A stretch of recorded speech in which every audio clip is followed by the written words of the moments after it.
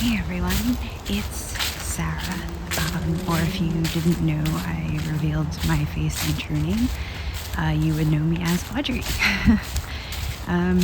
Since I did reveal my face, I guess I'm just gonna show my face real quick. I am hiking today, and I figured I would go over some of my own personal recovery rules that I followed for several years, and these rules helped me reach remission, so we're gonna go over them while we hike in this really pretty trail on a fall day. So when I started treatment for borderline personality disorder, I had no idea why my thoughts were the way they were, but when I got diagnosed, it kind of let me realize certain things that I was thinking were very, they had explanations for them. So I kind of came up with these own rules for myself as I went through treatment. Now, I'm not saying that they're going to help everyone, but they might inspire you to come up with some of your own rules that would be better for you. I think I'm going to go straight this time because I always go to the right. So the first rule that I really started to try, and this came after I learned about splitting, was I tried to avoid using hyperboles. So that could mean like always or never. Those are like the big ones. I tried to avoid using those terms when describing things, when talking about situations. So I would stop myself from saying like, he, meaning anyone, always does this, or I always do that, or he never does this, or I never do that. I tried to avoid doing that.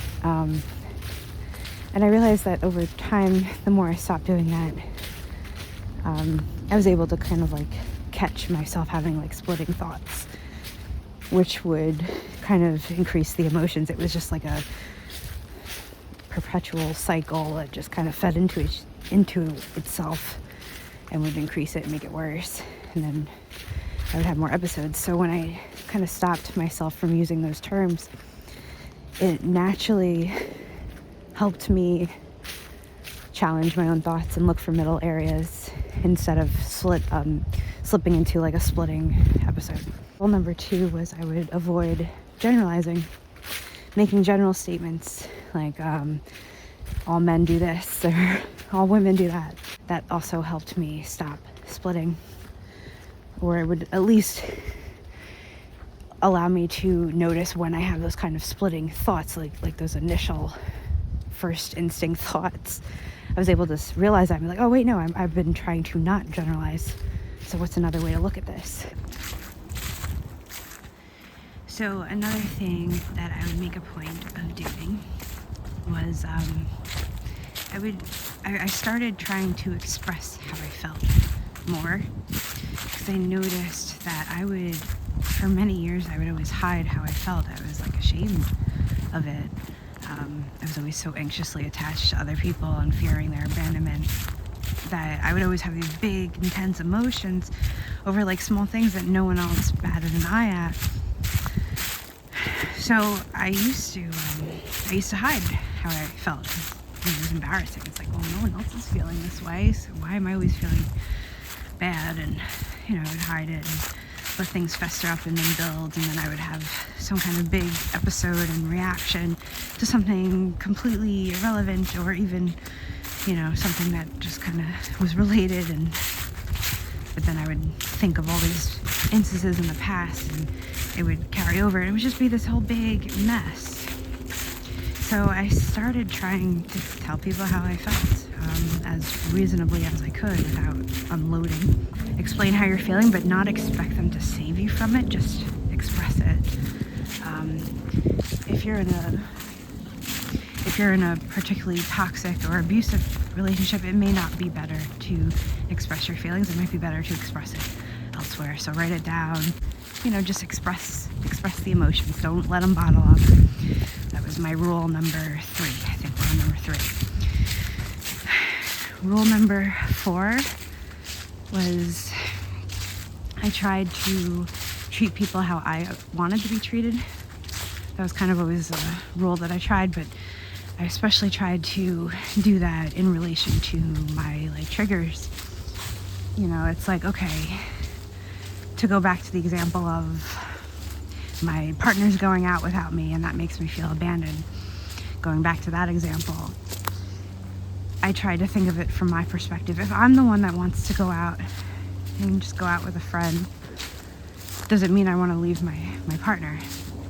No, it means that I want them to be supportive and allow me to have relationships with other people that care about me, that I care about. So if I'm trying to treat my partner how I want to be treated, I would not let them go or allow them to go because I'm not their parent, but I would be supportive. I should be supportive of them going out and having a social life without me. Now that whole concept was so hard for me to grasp when I was younger, because I just couldn't accept that it meant that they still loved me if they wanted to spend time with other people.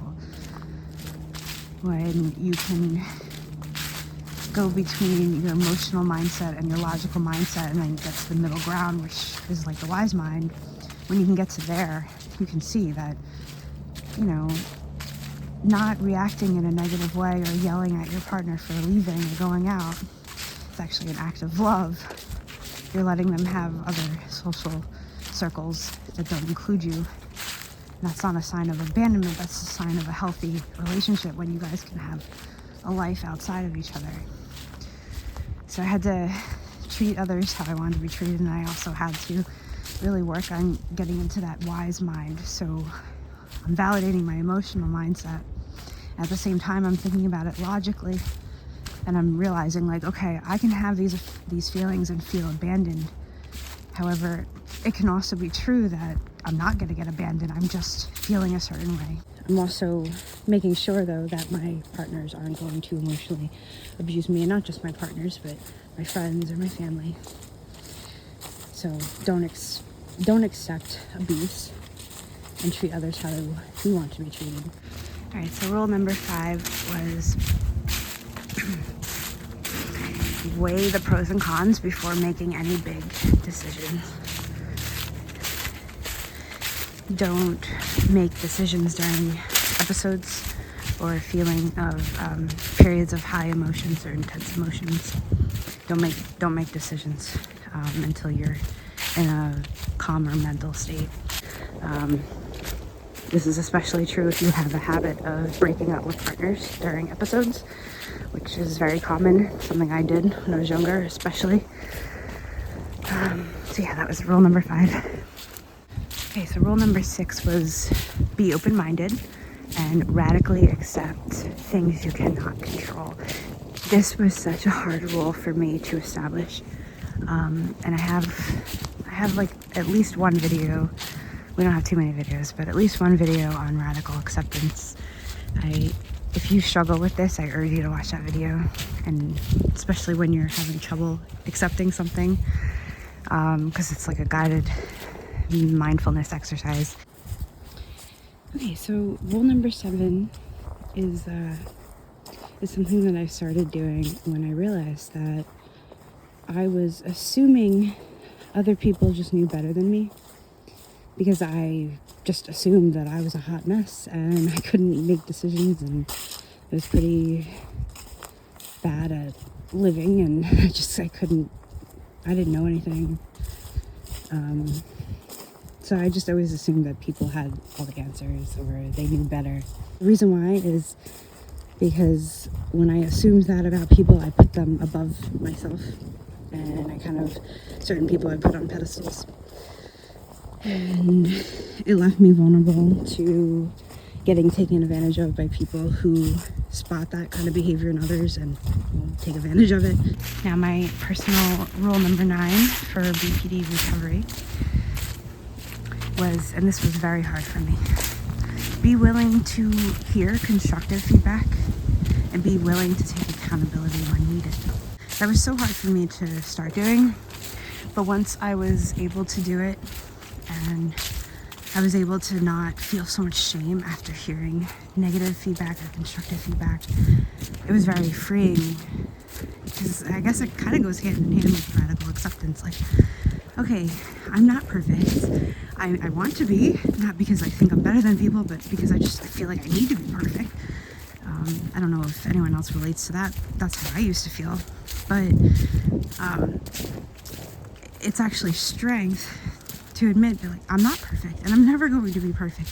So in case you haven't heard, my new book, Sadie's Favorite, is out.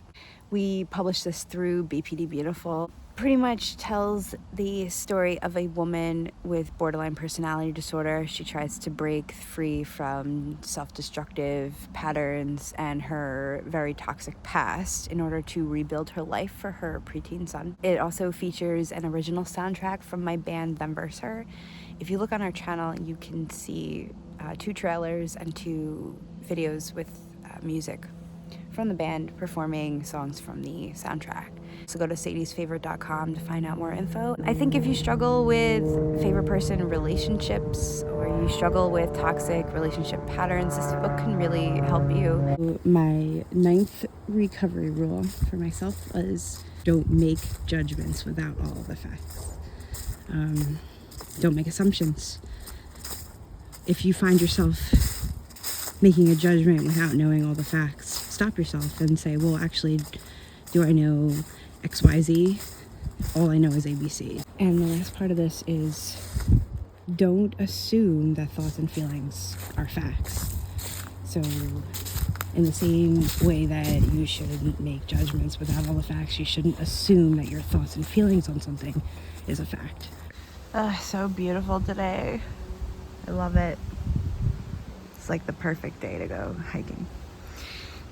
It's the best time of year. So my rule number 10, I believe we're on 10, is to stay present. Now, a big way to do that is to do 2 things. Avoid ruminating. So avoid these endless thought cycles about a particular trigger. Once you catch yourself in that, try so hard to distract yourself and pull yourself back to the present and ground yourself. And to go hand in hand with that was to avoid maladaptive daydreaming. I had such a struggle doing this because I was a perpetual daydreamer all through junior high and high school, and even in my early 20s I was always daydreaming, and it would make reality suck so much. It was just, I was not living in the moment. I wasn't grounded, and it was causing these splitting cycles and these episodes. And the maladaptive daydreaming would feed in to the splitting and to the triggers. All right, I hope this was helpful. Have a great day, guys.